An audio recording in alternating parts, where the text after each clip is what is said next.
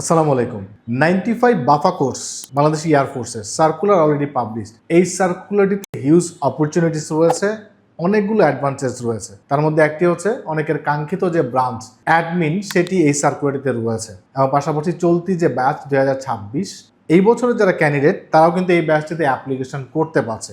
আর সেগুলোর বিষয় নিয়েই ইন ডেপথ আজকের এপিসোডটিতে থাকবে বাংলাদেশ এয়ারফোর্স 95 বাফা কোর্স। এই সার্কুলারটিতে সর্বমোট 60টি ব্রাঞ্চের সার্কুলার হয়েছে। GDP, engineering, logistics, ATC, ADWC, metrology এবং অ্যাডমিন।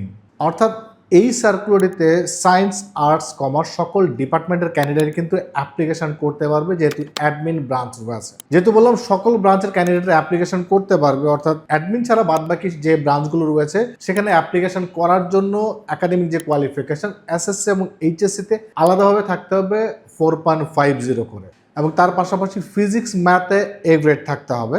ইঞ্জিনিয়ারিং যে ব্রাঞ্চটি রয়েছে সেখানে কিন্তু ফিজিক্স ম্যাথের পাশাপাশি কেমিস্ট্রিতেও এ গ্রেড থাকতে হবে। এবং যারা অ্যাডমিন ব্রাঞ্চে অ্যাপ্লিকেশন করতে চাও তাদের সায়েন্স, আর্টস, কমার্স যে কোনো ডিপার্টমেন্ট থেকেই 4.50 হলেই এসএসসি এবং এইচএসসিতে অ্যাপ্লিকেশন করা যাবে।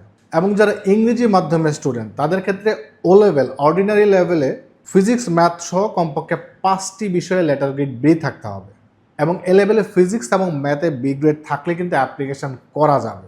এবং যারা 2026 ব্যাচ অর্থাৎ চলতি ব্যাচের যারা এইচএসসি পরীক্ষার্থী তারাও যেহেতু এই ব্যাচটিতে অ্যাপ্লিকেশন করতে পারবে, তাদের ক্ষেত্রে এসএসসিতে জিপিএ 4.50 হলেই অ্যাপ্লিকেশন করতে পারবে। অ্যাপ্লিকেশন করার যে আরও রিকোয়ারমেন্টসগুলো রয়েছে, যেহেতু এই ব্যাচটি জয়েন করবে 20 ডিসেম্বর 2026, এই সামনের অল্প সময় পরেই এই ব্যাচটি জয়েন করবে। যারা এই ব্যাচটিতে জয়েন করতে চাও সুতরাং বুঝতেই পারছো যে খুবই অল্প টাইম রয়েছে, এই টাইমটাকে বেস্টভাবে ইউটিলাইজ করতে হবে। সো এই 20 ডিসেম্বর 2026 এই তারিখে বয়স হতে হবে 16.5 থেকে 22 বছর, অর্থাৎ এয়ারফোর্সে কিন্তু 1 বছর বেশি সময় পর্যন্ত অ্যাপ্লিকেশন করা যায় on the other hand army এবং নেভির ক্ষেত্রে।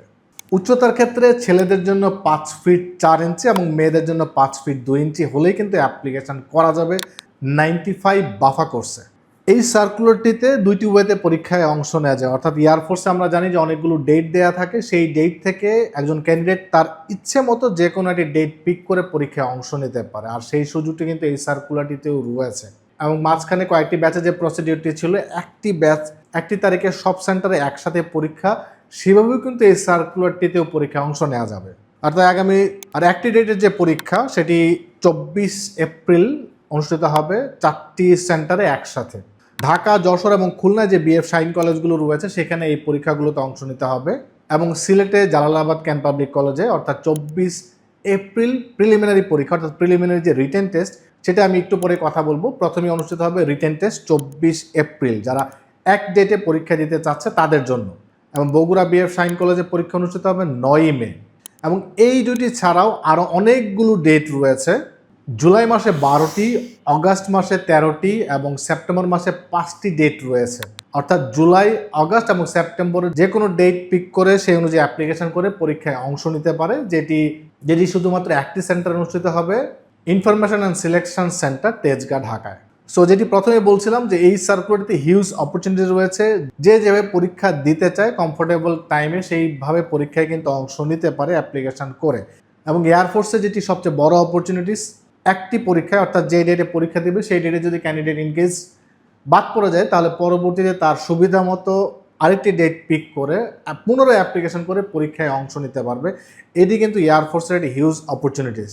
সো যাই হোক, যেটি প্রথমেই বলছিলাম যে 20 ডিসেম্বর 2026 ডেটটি নিশ্চয়ই লক্ষ্য করেছো। আজকের ডেট থেকে সামনের ডেটগুলো কিন্তু খুবই কম সময়। আমি বলবো যে এই সময়টাকে যদি তোমরা প্রপার ইউটিলাইজ করতে পারো, যেটি সবসময় বলি যে সুযোগ এবং সময় কিন্তু বারবার আসে না, এমন হতে পারে এটাই তোমার জন্য বেস্ট, এটাই হতে পারে শেষ সুযোগ, আর তাই সেটা আর এই অপরচুনিটিকে বেস্টভাবে কাজে লাগাতে উচিত। আর সেটা করতে পারলে 20 ডিসেম্বর তোমরা বাংলাদেশ এয়ারফোর্স একাডেমিতে জয়েন করতে পারছো, আর সেটার জন্য একটা প্রপার গাইডলাইনের মধ্যে প্রিপারেশন নেওয়াটাই হচ্ছে বেস্ট ডিসিশন। আর সেটা আমাদের ডিফেন্স একাডেমিতেও করা যাবে অনলাইন এবং অফলাইনের মাধ্যমে। আমাদের অনলাইন এবং অফলাইনে বেশ কিছু ব্যাচ শুরু হচ্ছে 95 বাফা কোর্সের জন্য। আমাদের এই ব্যাচগুলোতে জয়েন করতে তোমরা আমাদের নাম্বারগুলোতে যোগাযোগ করতে পারো। এবং তার পাশাপাশি যেটি সবসময় বলি, এয়ারফোর্সের জন্য ডেডিকেটেড আমাদের 2টি বই রয়েছে, ফাইটার্স এয়ারফোর্স গাইড এবং ফাইটার্স আইএসএসবি গাইড। এয়ারফোর্স বইটি হচ্ছে স্পেশালি ইনিশিয়াল প্রিলি এবং রিটেন প্রিপারেশনের জন্য, এবং আইএসএসবি বইটি স্পেশালি আইএসএসবি প্রিপারেশনের জন্য। এই দুটি কম্বোর মাধ্যমে কিন্তু 95 বাফা কোর্সের টোটাল প্রিপারেশন নেওয়া যাবে।